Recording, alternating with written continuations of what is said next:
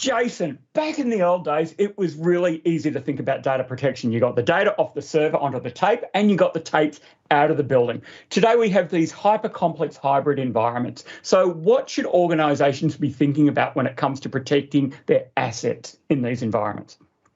Or you still got to get your data out of the building, right? So for a lot of organizations, that on-prem data center data, the first thing they're going to do is they're going to grab object storage from Azure Blob, and they're going to get their data out of the building as part of a backup. But the other part of that is that as organizations are moving more and more production into the cloud, whether that's IaaS Azure hosting, or whether that's Office 365, you still got to back that up. You still got to get it out of that environment someplace else. Now, organizations have got these hyper complicated environments with all of these moving parts, and comprehending that's difficult. So that means people are making mistakes. What mistakes is Veeam seeing when they're going in and assessing these environments? What are you seeing that people are just stuffing up all the time?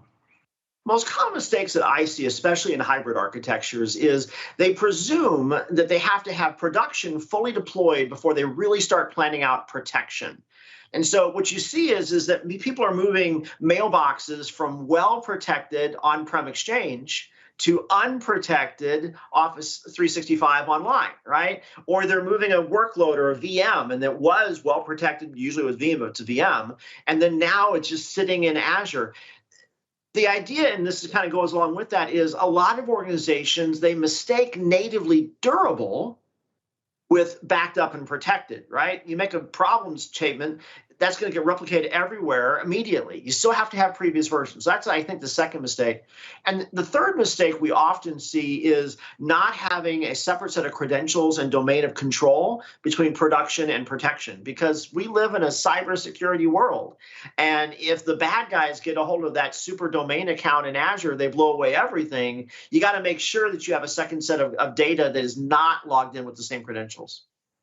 Now, we've talked about a whole lot of complex scenarios and things. Have you got any really great customer stories that sort of elucidate what you've just been telling us about? We got 15 years of great customer stories. But if you actually look on our featured partner page, actually we have a book of success stories of Azure customers. One of my favorites is SodaStream. They're a division of PepsiCo.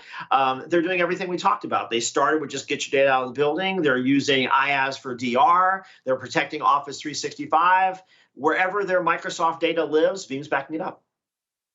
Well, Jason, it's been absolutely fantastic to catch up with you, and I really miss meeting with you face to face.